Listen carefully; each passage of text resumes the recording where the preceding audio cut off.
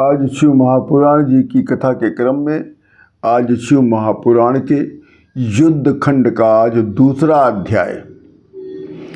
इस अध्याय का नाम है तारकासुर से भयभीत देवताओं का शिव स्तुति। दैत्यों के तेज से कांतिहीन हुए। दैत्यों के भय से दुखी हुए इंद्राणी देवता लोग आपस में मंत्रणा करने लगे कि किस प्रकार से इस तारकासुर से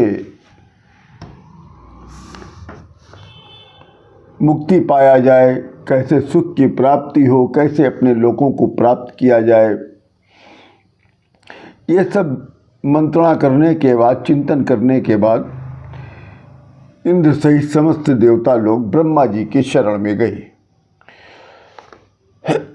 ब्रह्मा जी की शरण में जाकर सभी देवता कहते हैं कि हे विधाता, त्रिपुराधिपति तारक पुत्रों द्वारा भय के कारण हम सभी देवगण दुखी हो गए हैं,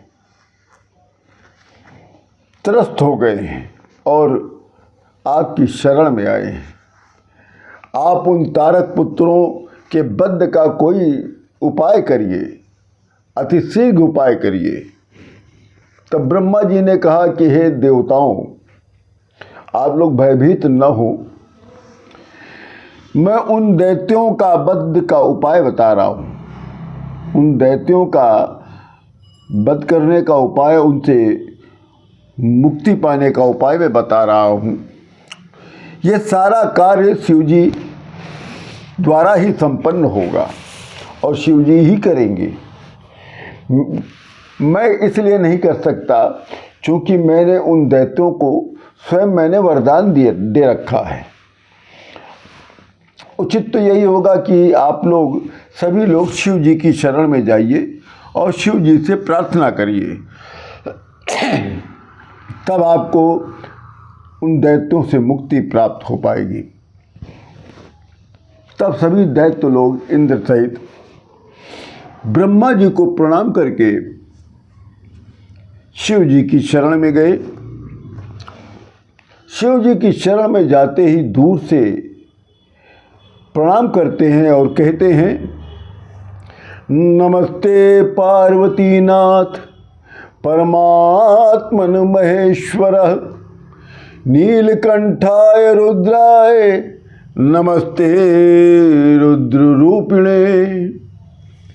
देवता लोग कहते हैं कि हे भगवान, इंद्रादि सहित हम लोगों को तारकासुर के पुत्रों ने पराजित कर दिया। समस्त त्रैलोक्य और समस्त मुनिगणों को अपने बस में कर लिया है, जीत लिया है। उन दैत्यों ने सभी सिद्धों को परास्त कर दिया है, विध्वस्त कर दिया है, सारे जगत का तहस नहस कर दिया है। ये पिशाच यज्ञ के समस्त भागों को स्वयं ग्रहण कर जा रहे हैं। वेद विरुद्ध अधर्म को ये बढ़ावा दे रहे हैं। तारक के ये तीनों पुत्र सभी प्राणियों के द्वारा अवध्य हैं। उसकी इच्छा अनुसार सभी लोग धर्म कर्म का आचरण कर रहे हैं। संप्रति वेद प्रतिपादित धर्म सर्वथा नष्ट हो रहा है।